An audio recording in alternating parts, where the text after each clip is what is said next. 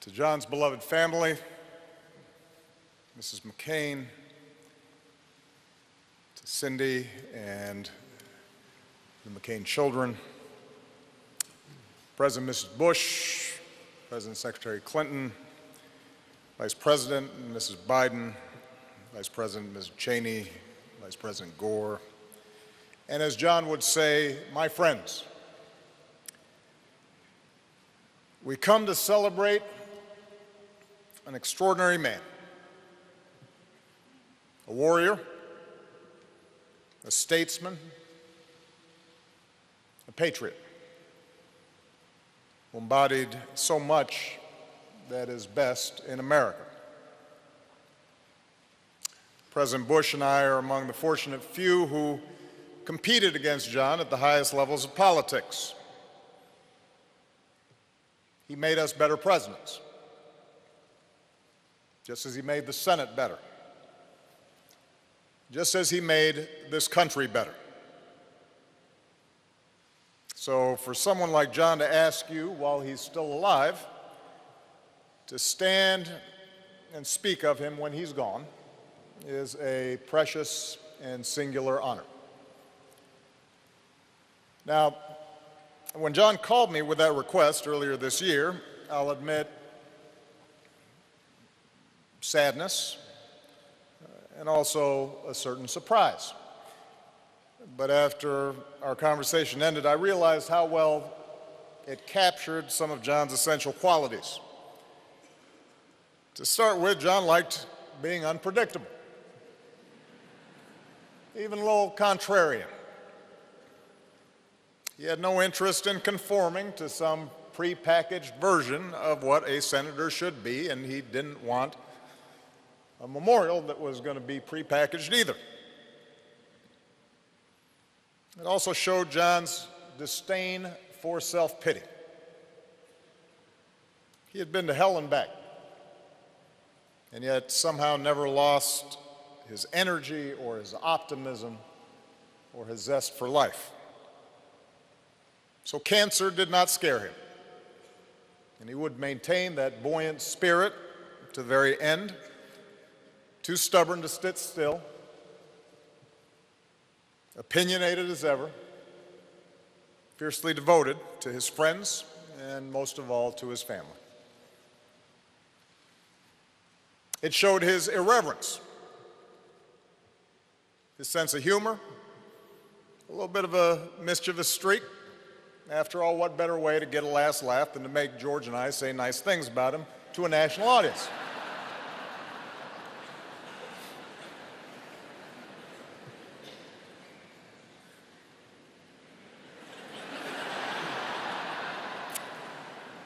And most of all, it showed a largeness of spirit,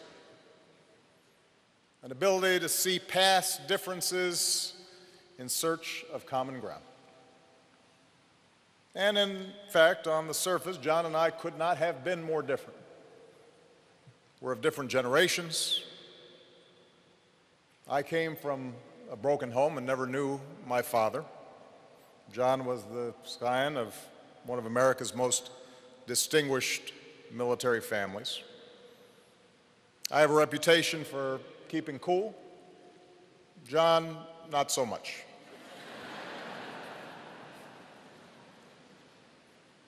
We were standard bearers of different American political traditions, and throughout my presidency, John never hesitated to tell me when he thought I was screwing up, which by his calculation was about once a day. But for all our differences, for all the times we sparred, I never tried to hide, and I think John came to understand the long-standing admiration that I had for him. By his own account, John was a rebellious young man. In his case, that's understandable. What faster way to distinguish yourself when you're the son and grandson of admirals than to mutiny? Eventually, though, he concluded that the only way to really make his mark on the world is to commit to something bigger than yourself. And for John, that meant answering the highest of callings, serving his country in a time of war. Others this week and this morning have spoken to the depths of his torment and the depths of his courage there in the cells of Hanoi, when day after day, year after year, that youthful iron was tempered into steel. And it brings to mind something that Hemingway wrote in the book that Megan referred to, his favorite book. Today is only one day in all the days that will ever be. But what will happen in all the other days that ever come can depend on what you do today. In captivity, John learned, in ways that few of us ever will, the meaning of those words. How each moment, each day, each choice is a test. And John McCain passed that test again and again and again. And that's why when John spoke of virtues like service and duty, it didn't ring hollow. They weren't just words to him. It was a truth that he had lived and for which he was prepared to die. And it forced even the most cynical to consider, what were we doing for our country? What might we risk everything for? You know, much has been said this week about what a maverick John was. Now, in fact, John was a pretty conservative guy. Trust me, I was on the receiving end of some of those votes. But he did understand that some principles transcend politics, that some values transcend party.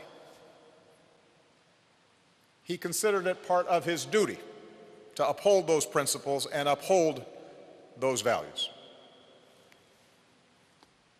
John cared about the institutions of self-government, our Constitution, our Bill of Rights, rule of law, separation of powers, even the arcane rules and procedures of the Senate.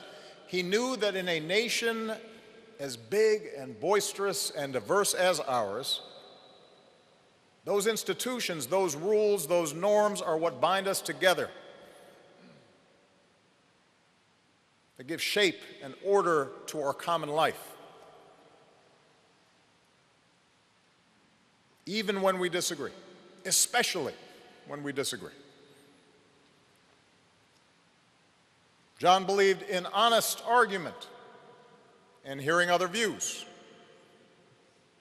He understood that if we get in the habit of bending the truth to suit political expediency or party orthodoxy, our democracy will not work. That's why he was willing to buck his own party at times, occasionally work across the aisle on campaign finance reform and immigration reform. That's why he championed a free and independent press as vital to our democratic debate.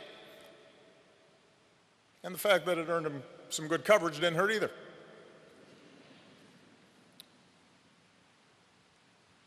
John understood, as JFK understood, as Ronald Reagan understood, that part of what makes our country great is that our membership is based not on our bloodline, not on what we look like, what our last names are. It's not based on where our parents or grandparents came from or how recently they arrived, but on adherence to a common creed, that all of us are created equal. endowed by our Creator with certain inalienable rights. It's been mentioned today, and we've seen footage this week of John pushing back against supporters who challenged my patriotism during the 2008 campaign. I was grateful, but I wasn't surprised. As Joe Lieberman said, it was John's instinct. I never saw John treat anyone differently because of their race or religion or gender. And I'm certain that in those moments that have been referred to during the campaign, he saw himself as defending America's character, not just mine. For he considered it the imperative of every citizen who loves this country to treat all people fairly. And finally, while John and I disagreed on all kinds of foreign policy issues, we stood together on America's role as the one indispensable nation, believing that with great power and great blessings comes great responsibility. That burden is borne most heavily by our men and women in uniform. Service members like Doug, and Jimmy, and Jack, who followed their father's footsteps, as well as the families who serve alongside our troops. But John understood that our security and our influence was won not just by our military might, not just by our wealth, not just by our ability to bend others to our will, but from our capacity to inspire others with our adherence to a set of universal values like rule of law and human rights, and an insistence on the God-given dignity of every human being. Of course, John was the first to tell us that he was not perfect. Like all of us who go into public service, he did have an ego. Like all of us, there were no doubt some votes he cast, some compromises he struck, some decisions he made that he wished he could have back. It's no secret, it's been mentioned, that he had a temper. And when it flared up, it was a force of nature, a wonder to behold. His jaw grinding, his face reddening, his eyes boring a hole right through you. Not that I ever experienced it firsthand, mind you.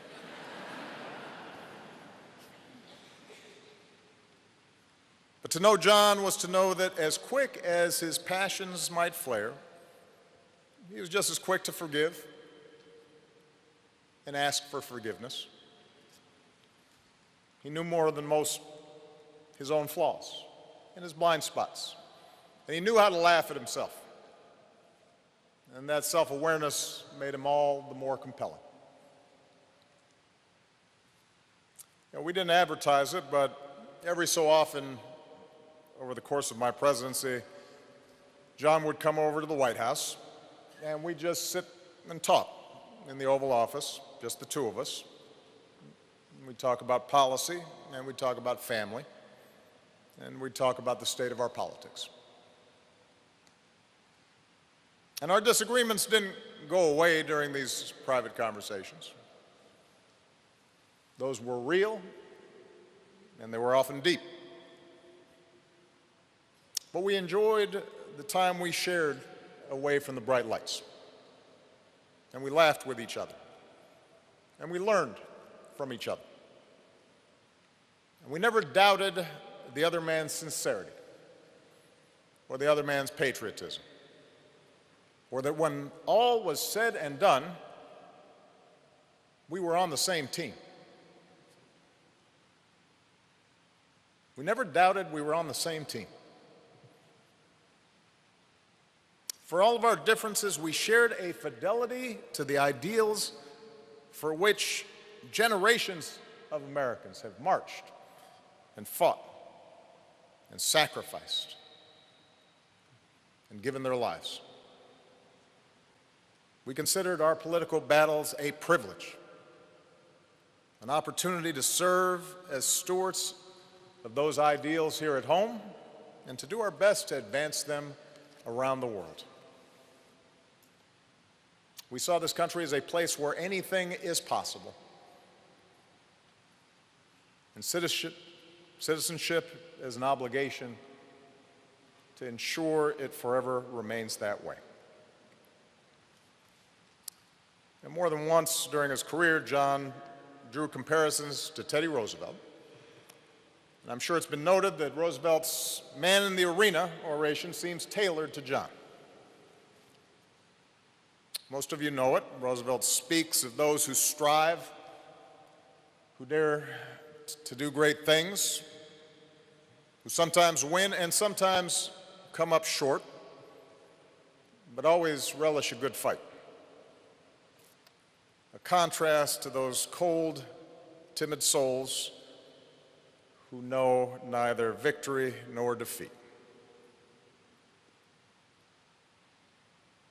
Isn't that the spirit we celebrate this week? That striving to be better, to do better, to be worthy of the great inheritance that our founders bestowed. So much of our politics, our public life, our public discourse can seem small and mean and petty. Trafficking in bombast and insult and phony controversies and manufactured outrage. It's a politics that pretends to be brave and tough, but in fact is born of fear. John called on us to be bigger than that. He called on us to be better than that. Today is only one day in all the days that will ever be. But what will happen in all the other days that will ever come can depend on what you do today. What better way to honor John McCain's life of service than, as best we can, follow his example? To prove that the willingness to get in the arena and fight for this country is not reserved for the few, it is open to all of us. That in fact it's demanded of all of us as citizens of this great republic. That's perhaps how we honor him best. By recognizing that there are some things bigger than party or ambition or money or fame or power. That there's some things that are worth risking everything for. Principles that are eternal. Truths that are abiding. At his best, John showed us what that means. For that, we are all deeply in his debt. May God bless John McCain. May God bless this country he served so well.